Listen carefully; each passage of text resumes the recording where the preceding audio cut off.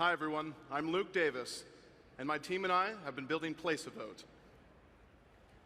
About a year and a half ago, we set out to solve one of the biggest problems in politics, and that's, for most people, reaching a congressman was impossible.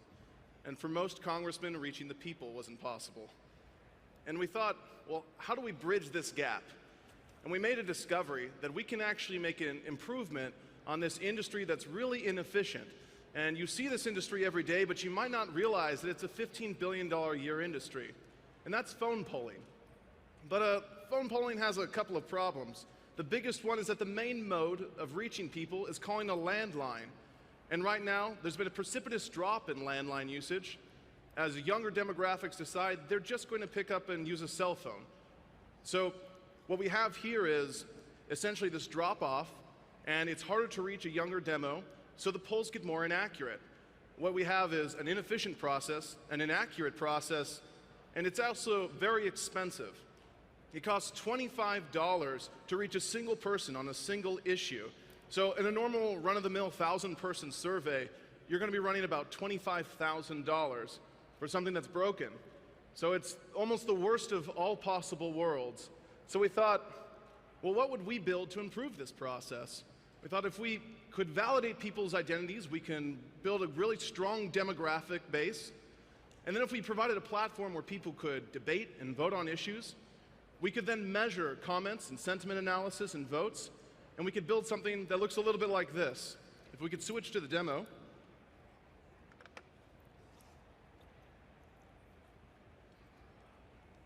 Sarah reads an article on GMOs. She goes to our site because she knows that if she votes here, her congressman will actually see it. She selects a few items that she enjoys, and she gives us some information about herself, specifically where she's at and which demo she falls into. Then, once she hits our site, she gets something that looks like this. She sees bills that are before Congress, some activity that's happening in her district, and then she knows that if she goes to healthcare, there it is, a bill in Congress right now about whether the FDA should regulate GMO labeling. She can see a real breakdown of what's happening in the bill. It's easy to understand. And then she also gets a top in favor comment and a top against comment. So there's a little bit of crowdsourcing going on, and she can join that conversation if she wants, or she could just decide that, no, I don't want the FDA to regulate that. And that's it. So let's switch back to the slide deck.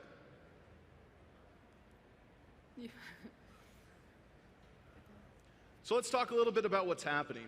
Sarah votes. It goes out, we publish it on blockchain so that we can stay transparent, but we don't stop there. My background's in data, and so when we look at this kind of problem set, what we really see is a tremendous opportunity for insight. We see that, and we could package it up and sell it to media, but also what we have is the holy grail of political data for congressmen. So if you run a congressional office, we can give you access to data that you would otherwise never have access to. You'd be able to see things like, how does the vocal minority vote on issues? How is this trending? What does certain sentiments on certain issues feel about other issues? We have a whole connected infrastructure on what's going on, something where phone polling wouldn't even be able to compare. And the best part is, we're 1/10 of the cost. So if you use phone polling, you're paying $25,000, you'd pay $2,000 with us, and that's on the first survey. As we scale, that user will stay and vote on many issues, and our costs go to zero. So at scale, we get cheaper and cheaper, while phone polling, unfortunately, has to stay at the same costs. So where are we at right now? Last month, we did an open beta, and we had a pretty even distribution of users. And what you see on the screen right now is the lighter colored states are ones where we're actually reaching statistical significance, which is a big part of how we're going to gather this data. So I really want to encourage you to think about us, though, as not a polling platform. I want you to think about us not as a political debate platform, but instead as a matchmaker for an age-old industry, as people that try to say, this is what needs to happen, where people come on and say, this is what I want my congressman to vote, or kind of a method for people to voice what they feel, and at the same time have an incentive for the other side to come to the table, because we're providing data they would never have access to at a much more affordable rate. So right now, I encourage everyone to log on to PlaceAVote.com and be loud, be heard, and be represented. Thank you. All right, great work, PlaceAVote, with a minute to spare, too. Awesome. Wait, can you not hear me? You can hear me. Hey, look. Well, this is very timely. Congratulations. Yeah. There's a lot that's obviously broken about the home polling dynamics, as you mentioned, least of which is they always know when dinner is happening. That's when they call. Yes. But it does seem like what is good about it is that it's very much a pull mechanism, right? Is that they are going out and they are pulling and extracting a view from people who don't have to really do anything to share it. This seems like it's a platform for really the most motivated, the most determined, who have the strongest opinion about an issue or a topic on one way or the other. Doesn't that skew the results in the end in some way? No, I like this question because my whole team is actually not very political. So we set out trying to build a system that people that are kind of more apolitical can get involved with. So we have yes, the first people that come to a platform and vote on this issue are going to be the people that feel very strongly about it, but we send out really strong messaging to get those people to invite their more moderate friends to vote. So it's kind of a system where you have people on the far sides kind of work their way in by voting. We send them messages like, you're losing a vote. Invite 10 friends that will vote with you. And what they end up doing is getting this kind of vote of confidence, like, hey, feel really strongly about this, come and vote on it. And you get the more moderate people coming to the table. So yeah, you have the problem to begin with, but then you solve it by allowing those people to invite moderate friends. Change.org does an interesting job of making their similar mechanism of trying to add social to cause-related issues cause-anchored, whereby there's a specific cause that they're using as a form of content to distribute. That's right. If you guys aren't using a cause as the way to create a hook for people, then it sounds like it's just a social network. And so how do you create hooks for people to get in?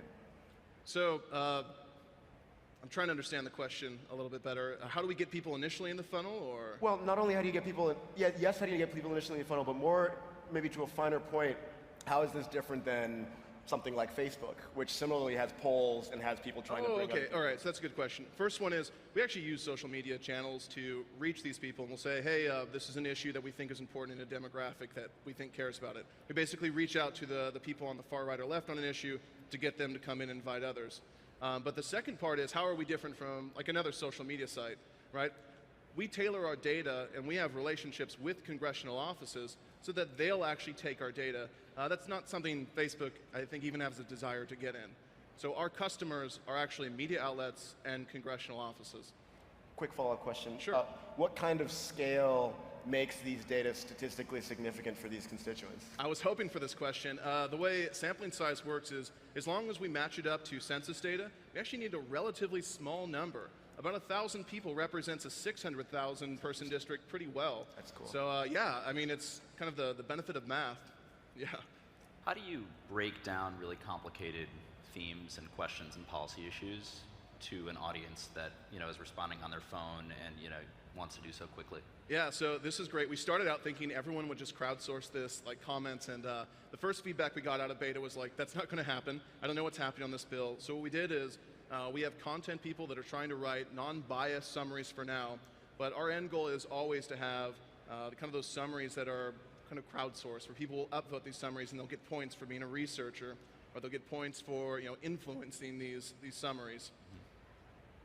I'd love to hear more about the potential market size. I worked in government for 5 years. I know it's incredibly difficult to spend money on the government side. So would this all be coming from the campaign side? And then what does that mean about are you always just going to stop at congressional? Do you have a natural ceiling? And how cyclical is it as a result? Right, so I like this question because there's one slide I didn't have time to throw in. I guess I did have a little bit of time, but there's actually $1.8 billion that's spent in the congressional election every year. So far, it's actually at 1.8 this cycle because this cycle is kind of crazy, right? But the trend is actually upward, of course. And so, yeah, we are going to be marketing to campaign sides. It's really, like we mentioned, it's more of a matchmaking tool where people find out which congressman they kind of align with, and that leans more towards the campaign side. And also, trying to get any kind of software into government, as you mentioned, is impossible. And we don't like the sales cycle, and we don't like all of the bureaucracy of having to do that. Campaigns move fairly quickly, actually, so we like the sales cycle with that. And was there a second part to the? How it's cyclical. Oh yeah, so the cyclical part, yes, we're definitely going to have some big swings on election years, but we plan to level it out because media uses it all the time. There's always going to be, like I mentioned, GMOs. That's not really a campaign issue, but it's something that's going to hit press, and there's something like that. Gun control hits the press every 3 weeks, right? If we can show that there's one swing area and they're leading the way in a certain thing, that's something that media is going to want to show. In tech, we actually have a really personal thing where Austin banned Lyft and Uber. If you're running any kind of press, you kind of want to know what people are thinking in Austin. So you can run an issue on PlaceAVote, and we could find out immediately, like, which demographic is vocal. We could put them into a bucket and separate them out. Who's trending, who's pushing, who's sharing. We get a tremendous amount of data that we can sell to a variety of people, Uber and Lyft included, that I think would be interested in it. Do you believe it's your job to educate people about the issues? We're really apolitical.